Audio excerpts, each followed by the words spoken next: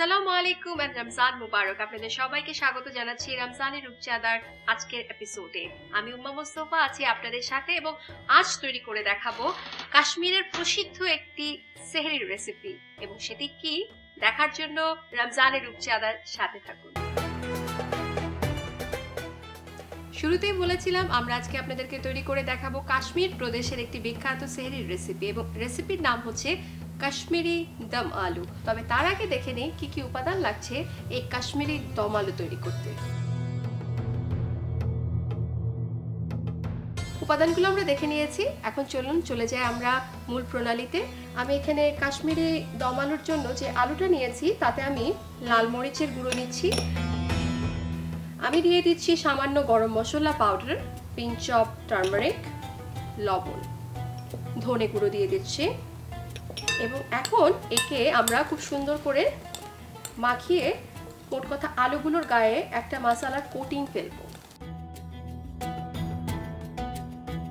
আমাদের সুন্দর করে কোটিং হয়ে গেছে, এখন মূল রান্নার পালা। আমি আজকে ব্যবহার করছি এই কাশ্মীরি দম আলুর জন্য রূপচাঁদা সরিষার তেল। আমরা প্রথমে যে মশলাগুলো আলুর সাথে মিক্স করলাম সেই মশলাওয়ালা আলুগুলো সুন্দর করে ফ্রাই করে নিব। আমাদের এর মাঝে আলুগুলো খুব সুন্দর করে ফ্রাই করা হয়ে গেছে, আমি তেল থেকে আলুগুলোকে উঠিয়ে রাখছি। এখন যাচ্ছি আমাদের নেক্সট স্টেপে। তো আমি এই তেলেই মৌরি কিংবা ফেনেল যেটাকে বলে সেটার ফোড়ন দিয়ে দিচ্ছি। এখন আমি এতে পেঁয়াজ কুচি দিয়ে দিচ্ছি। পেঁয়াজটা যখন নরম হয়ে লালচে হতে থাকবে তখন আমরা একে একে করে সবগুলো উপাদান দিয়ে দিব। আমার পেঁয়াজটা লালচে হওয়া শুরু করেছে, এবং এখন আমি এতে প্রথমে টক দই দিয়ে দিচ্ছি, তারপর দিয়ে দিচ্ছি আদা রসুন বাটা, দিয়ে দিচ্ছি ধনে গুঁড়ো, কাশ্মীরি লাল মরিচের গুঁড়ো, দিচ্ছি গরম মশলার গুঁড়ো, দিচ্ছি সামান্য পরিমাণে হলুদ, এবং সবশেষে দিয়ে দিচ্ছি লবণ।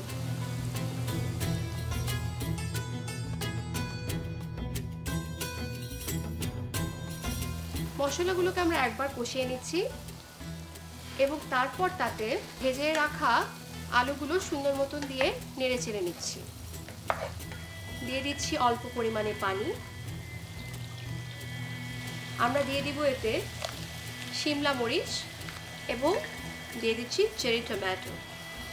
সুন্দর মতো নাড়াচাড়া করে দমে রাখছি বেশ কিছুক্ষণের জন্য, এবং সেই ফাঁকে আমরা জেনে নেই এই কাশ্মীরি দম আলু সম্পর্কে স্বাস্থ্য কথা এবং পুষ্টি কথা।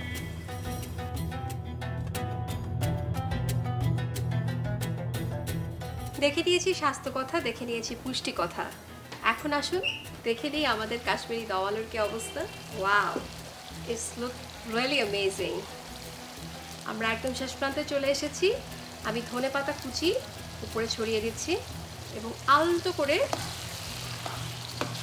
নেড়ে দিচ্ছি, এবং এখন হচ্ছে পরিবেশনের পালা।